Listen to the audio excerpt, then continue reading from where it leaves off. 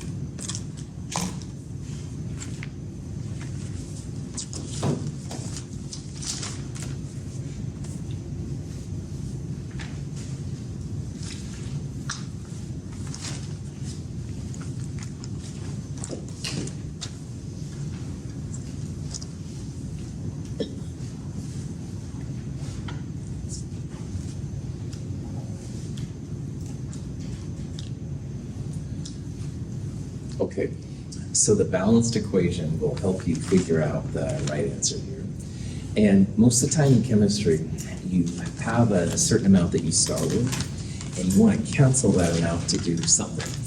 And in this case, you can see there's a lot of stuff about this CCl2F2, a product, while CCl4 is a reactant. So the first thing I would do in this problem is convert the moles of CCl4 we start with into moles of CCl2F2. There's 1 mole of CCl4 for every 1 mole of CCl2F2. So you could put 1 right there, which is totally fine. And you can see then that that's going to have the moles of carbon tetrachloride cancel, and we'll be left then with 2 moles CCl2F2. Now, this is what they call the theoretical yield of this product. It's the amount of CCl2 that you should have if everything goes right, all right? So the first one right away is not correct. That 1.7 moles is not the theoretical yield. You need the balanced equation to figure out the theoretical yield. It does say, though, that 1.7 moles of CCl2F2 have been created. That's the actual yield of CCl2F2. So the final thing then is, and by the way, actual yield then would be 1.7 moles, not 1 mole. So the percent yield is what I'm trying to get done here. Percent is the actual divided by the theoretical. So in this problem, it would be 1.7 divided by the theoretical yield, which you have to calculate, and multiply that by 100%. It's almost always a number that's less than 100%, 85%. So in this problem, the percent yield would be 85%. So to back up here and think about this problem a little bit, the actual yield is almost always a number that's given to you. You need the experiment to figure it out, all right? The theoretical yield is something you can calculate. That's where grams to moles to moles to grams kind of things. We're only doing moles to moles here because that's what we started with, but you could go grams, moles, moles, grams and stuff too. And then finally, percent yield, actual, how much you actually got out of the reaction, divided by theoretical, how much you should have gotten out, times 100%. Cool. Questions?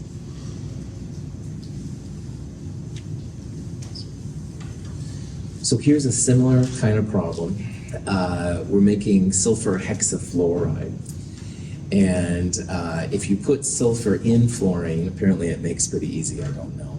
But anyway, the question is here, we want to make 2.50 moles of this SF6. So how much S sulfur, which is S8 by the way, and how much fluorine do we need to make this possible? So see if you can use this number. We're starting here with how much product we want to have, and we're trying to find out basically how much reactants we need to make this all possible. So see if you can use that information to figure out how much of the stuff we'll need.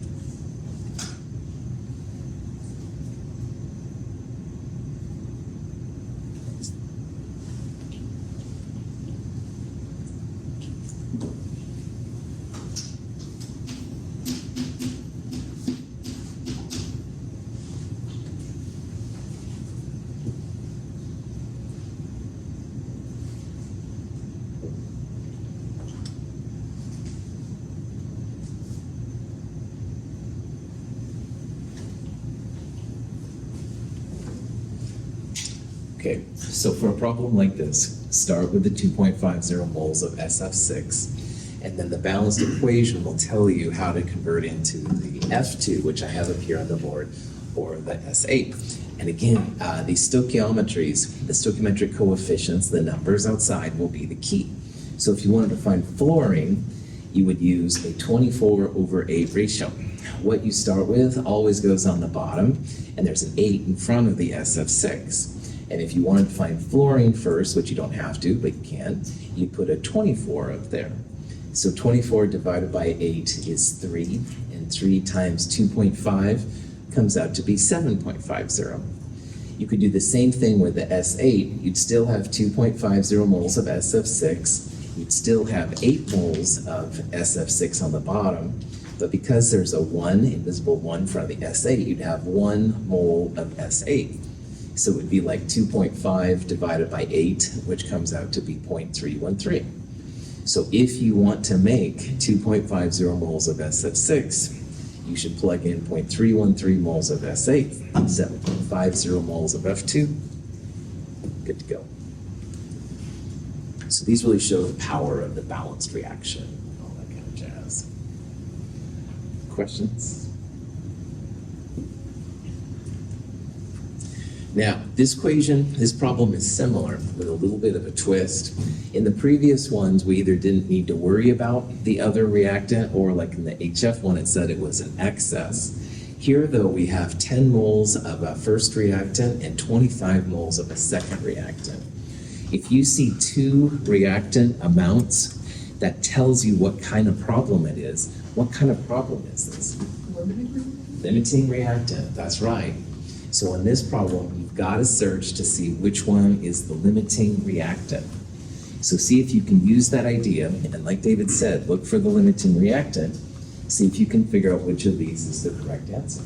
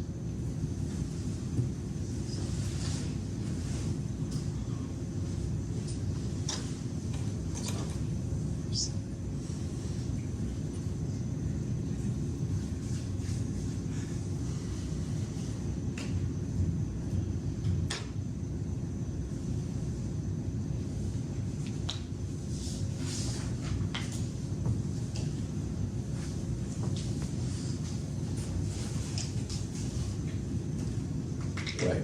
So on a problem like this, if you put in just one reactant, you may get an answer which is too high. And this is where chemists would get fired because, for example, if you started with 10 moles of N2, and you know that, oh, limiting reactant means less product. Well, 10 is obviously a lot smaller than 25. So you might think, 10 has to be the right answer. So you use the stoichiometry from the reaction. 1 N2 makes 2 NH3. So we'd have 1 mole of N2 in the bottom to cancel moles of N2 and 2 moles of NH3 in the top. So 20 moles NH3, good to go. Check that stoichiometry. Because even though the amount of the H2 is a bigger number, like 25 is much bigger than 10, the stoichiometry will absolutely determine what your final product's going to be. So what you should do also is check the other reactant, and that's the big time thing of limiting reactants. So 25 times 2 over 3 is how you'd get the NH3 from the hydrogen. And in this case, it does come out to be a smaller number, 16.7.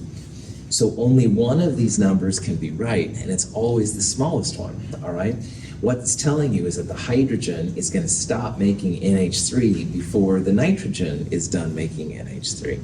So you only have enough hydrogen to make 16.7 moles of NH3. You'll have an excess of nitrogen left. We could figure out how much of that was left if you wanted to. But the important part here is that, yeah, if you have two reactant amounts, almost always one of them will limit how much product it is. It won't say limiting reactant, but you as a hip chemist need to know that limiting reactants are happening. Questions?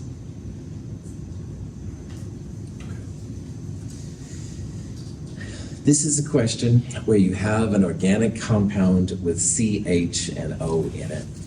And this is a problem like we talked about in chapter 4, part 1. This problem takes a little bit more. Should I just throw the answer, or do you want to try and work on it? It's up to you. Okay. Work on it. Cool. Absolutely, then. Good. So on this problem, this is one with CH and O in it. All right. And in this problem, you will use the 0.255 gram sample value. That represents all of the CH and O in the compound. So the goal of this one is to turn grams of CO2 essentially into grams of carbon, and then subtract it from 0.255. Do the same thing for water. Turn it into grams of hydrogen, subtract it. That'll be the best way to find grams of O. Then you can turn those numbers into moles, figure out which one of those would be the right answer. So see if you can work on this. We'll talk about it here in a little bit.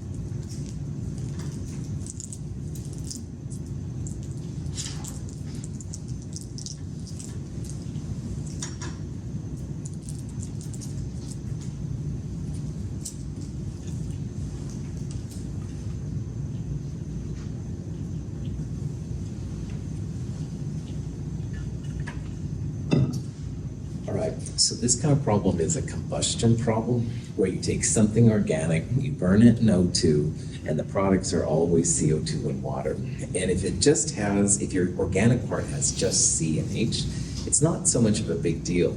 But a lot of these things have CH and O, and oxygen is the troubled child because oxygen is in the organic sample, it's in the O2 that you use to burn, and it shows up in both CO2 and water. So if it was just C and H, you could do grams CO2, moles CO2 to moles of carbon, and you'd be good to go there. And same thing for water, grams of water, 2 moles of hydrogen per mole of water, you get moles of H. And you can compare the moles of C and moles of H, find the formula, it'd be good to go. But again, when oxygen's there, there's no nice comparison. You can't do like moles of CO2 to moles of oxygen because the oxygen not only ends up in CO2, but it's also in water. And the O2 that's present to burn confuses everything. So what you need to do on a problem like this is use the total sample mass, which in this case is 0.255 grams. And that equals all of the carbon, hydrogen, and oxygen in the sample. So you want to basically find grams of C and grams of H total, because all of the carbon in the hydrocarbon ends up as CO2. You also want to find grams of hydrogen, because all of the hydrogen in the hydrocarbon ends up as hydrogen and water. And if you get those gram numbers, you can subtract them from the total to get just the grams of oxygen. So it's totally doable. It's a little tedious, I won't lie, but it is totally doable. So up here on the board, I've got grams of CO2. I turned it into moles. 44.01 grams per mole is a number that I've used a lot. And then every CO2 has 1 carbon in it. The formula itself is C1O2. So 0.0128 is how many moles of carbon you should get out. And I'll use that number in a little bit. That's why I kind of put it apart right there. But I need grams of carbon. So now I'm going to take that 0.0128 and multiply it by the molar mass of carbon, about 12 grams per mole. 0.153 grams of carbon is there. And that's all the carbon in this problem, all right? So same thing with water. Grams of water to moles of water, 18.02 grams per mole. Now water is H2O, so there's 2 hydrogens in 1 mole of water. If you get 0.0340 moles of hydrogen, you're good to go. But again, I need to find grams of hydrogen. So I'm going to multiply this number by 1.008 grams per mole, which is the atomic value for hydrogen. 0.0343 grams is how much hydrogen there is. And these two numbers together are less than 0.255. So if you take 0.255 and subtract the C and the H, what's left will be your grams of oxygen. In this problem, 0.068 grams of oxygen. And this is all the oxygen in the sample. It's not any O from O2 or anything like that, which is what chemists are after here. Questions getting to that part? Okay. Then take your grams of oxygen, turn it into moles of oxygen. Oxygen 16 grams per mole. 0.0043 is the moles of oxygen in the sample. So at this point, like we've done, you can take the moles of hydrogen and moles of carbon and moles of oxygen and make a cheesy formula. It looks really ugly. So C 0.0128, H 0.0340, and O 0.0043.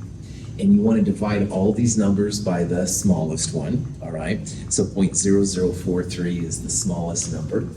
This divided by itself would be 1. This divided by itself comes out to be, there's 8 hydrogens and 3 carbons. It's like 7.99, which is pretty close to 8 and stuff like that. So this gets us to the empirical formula for the compound, smallest whole number ratio. To get to the molecular formula, add up 3 carbons, 8 hydrogens, and an oxygen. So 3 times 12, roughly, plus 8 times 1 plus 16 comes out to be about 60 grams per mole. This is going to be a whole number integral compared to the molar mass of the whole thing. That's a ratio of 1. EF and MF are the same, C3H8O. Questions? Okay. This process is used a lot because in organic chemistry, there are a lot of compounds with only carbon and hydrogen, which honestly are easier. Like if you heard about ethylene and stuff like that, those are those kind. But there's so many more that have carbon, hydrogen, and oxygen. And the oxygen's just kind of a pain to figure out, but no problem. Just got to work some chemical magic.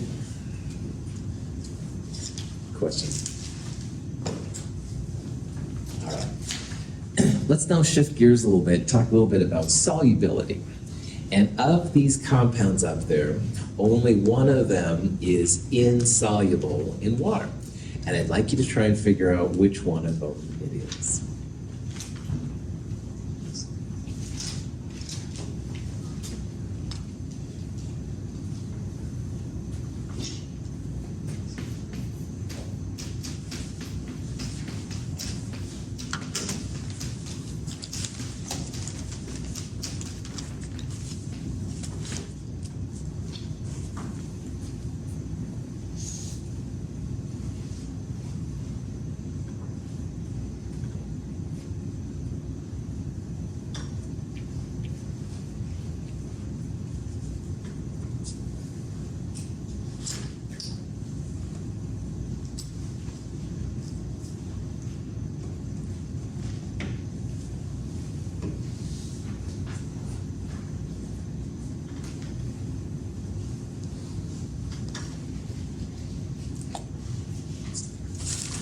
Cool.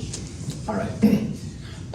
The solubility guide is something that you might want to put on your note sheet for the exam this week. But if you just don't feel like writing a lot, and I totally understand this, being this part of the term, there are some ions which are always AQ. And sodium, potassium, lithium, ammonium, and nitrate. There's a few more, but those are the big ones. Always AQ, all right? So I said like, hey, Ben's got some blah, blah, blah nitrate that he made, and I have no idea what blah, blah, blah is, all right? Well, at least if it says nitrate, then that means it's gonna be water soluble, all right?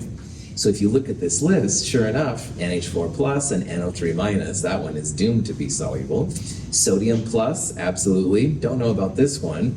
K plus, definitely, Li plus, definitely, so that kind of leaves C by default.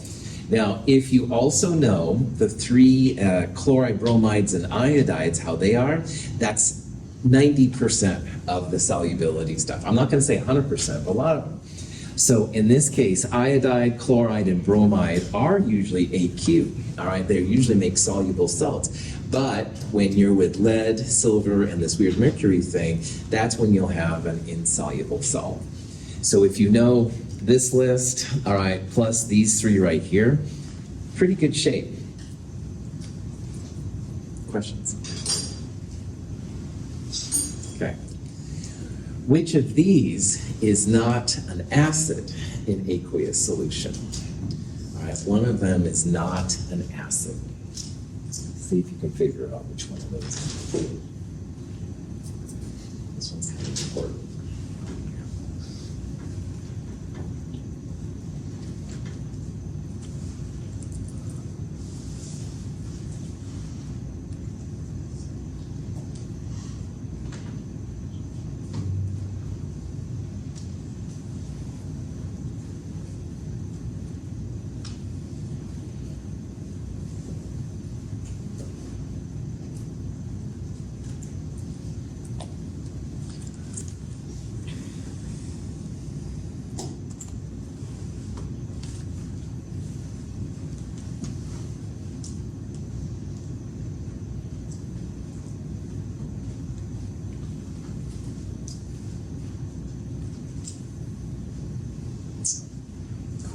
So most of the time, all right, if an acid is an acid, the hydrogen is listed first. An acid can only be an acid if it has hydrogen, for us anyway, and that hydrogen is really important. So if the H is listed first, that definitely means it's an acid. So E, D, and B automatically are acids. We don't have to worry about those. Both A and C have hydrogen, so they both could be acids, definitely. This is the troublemaker of acids all the time. This is acetic acid, and the H is listed at the end. There's reasons for it. I don't like it as your Chem 221 teacher, but I'm just the messenger sometime. C is ammonia, and C is really important. Ammonia is just like kind of like a water compound. It's used a lot in chemistry. It's a good weak base, all right? It's not a strong base. It doesn't look like a base either because it doesn't have a metal hydroxide to it, but it does pop in a lot. So on this problem, I'm basically asking you to make sure you know that this is acetic acid. Sometimes the H is listed at the end. I prefer it if it was hydrogen acetate, but no one listens to me anyway. But anyway, this one is ammonia. All right, ammonia is another weird one. It's a weak base. Just kind of be on the lookout. Yeah, Ben. What did you assume that? Because just by looking at it, I thought, oh, CH and O, right? Those are all like natural elements, and they're all like.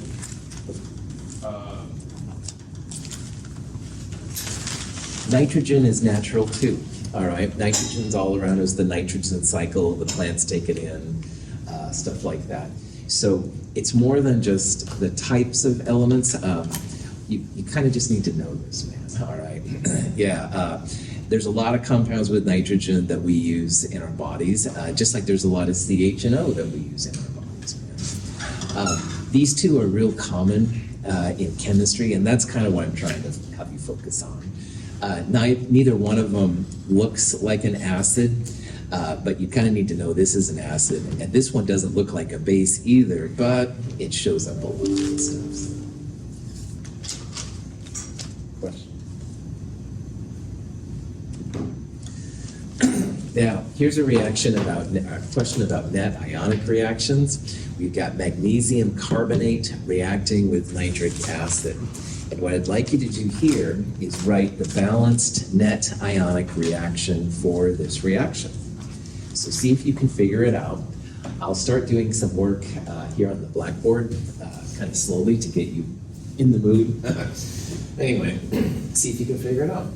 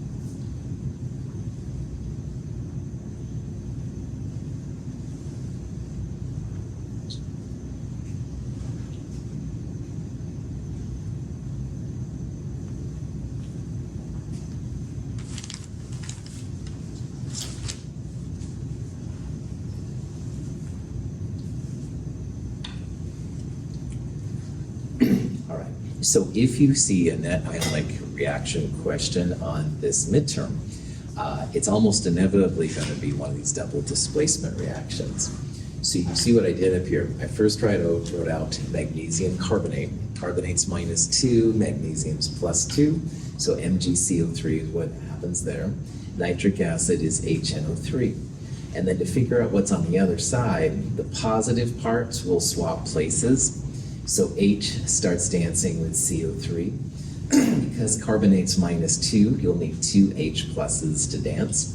And magnesium's +2, nitrate's -1, so you'll need 2 nitrates to balance the magnesium. Once you do that, you can figure out the states of matter. Anything with a nitrate, automatically AQ. Now, carbonates, most of the negative polyatomic ions like hydroxides and carbonates, phosphates, most of them are insoluble. You'll write an S next to it. Unless it has sodium, potassium, lithium, something like that on it, it's usually going to be insoluble solid. So this one I'm going to put an S next to. H2CO3 is hopefully something you recognize from the net ionics lab. This breaks up into water and CO2. So really, H2CO3 doesn't exist. It actually breaks down right away to water and CO2. This is a gas-forming reaction. So up here, what I have right here, this is like the balanced molecular reaction. And to figure out the net ionic, anything that's AQ, you break up. Don't break up solids, liquids, or gases. So I didn't break up MgCO3, the water, or the CO2. They stayed the same. But I definitely broke up the HNO3. I broke up the magnesium nitrate. At this point, you can look for spectator ions, things that are on both sides. You can probably see that nitrate is on both reactant and product side. So the pieces that are left would be the magnesium carbonate, the 2 H pluses on the reactant side, and on the product side, magnesium 2 plus CO2 and water. Don't leave it as just H2CO3. That's the incomplete version. It's better to break it down and show the gas-forming reaction. Nitrate almost always a spectator, as well as sodium, lithium, potassium, and ammonium. Any questions?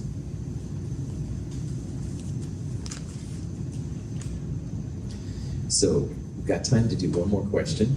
This is another problem here where it says which one represents the net ionic equation for potassium hydroxide and iron 2 chloride.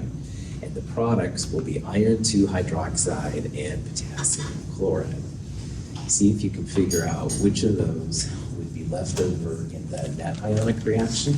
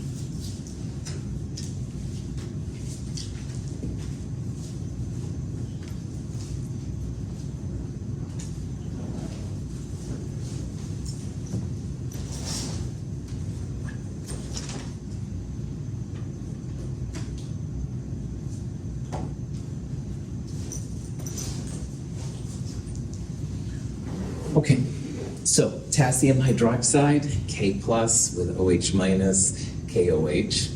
Iron 2 chloride, Fe2 plus is what iron 2 means, chloride Cl minus, FeCl2, and it does make potassium chloride, K plus and Cl minus. Iron 2 hydroxide, Fe2 plus, and hydroxide OH minus, so you need two of them to balance. Put the big 2's in front of it to make sure all the atoms balance out and you're good to go. Hopefully you're seeing the advantage of this K plus, NO3 minus, those things always AQ because again, K is in KOH and KCl, so right away AQ. Chloride's usually AQ, unless it's with silver, lead, and mercury. Iron is not that, so it's going to be AQ. And if you have to guess, most of the hydroxides, phosphates, those kind of things, usually insoluble, unless you're with sodium, potassium, those kind of things. So FeOH2 here will certainly be a solid. Then everything that's AQ you want to break up, but again, don't break up solids, liquids, and gases. Anything that cancels is a spectator. So the two K pluses, definitely spectators. Also the two chlorides are spectators. But this, the hydroxides and the iron 2 plus is different than the FeOH2. We'll leave that one alone. So answer C would represent the net atomic equation. 2 hydroxides plus iron 2 plus, making FeOH2. Yeah. If we're doing like an ionic equation like this, and we see a bunch of answers, and a couple of them have aqueous on the end of them, we pretty much like disregard them from the get-go. Seems like. I love that comment. Absolutely. If you have a net ionic reaction and there's a bunch of aqueous, probably that's not going to be right. Now, you might have like one aqueous thing, David. Like on the last problem, there was magnesium 2 plus aqueous as a product. But if there's lots of them, yeah, that's a big red flag that probably that's not going to be the answer. I like that. I like that. Other questions? All right, sorry we don't have time for more. No problem. We'll start chapter 6 on Wednesday. It's a trippy chapter. You'll enjoy it. See you all this afternoon.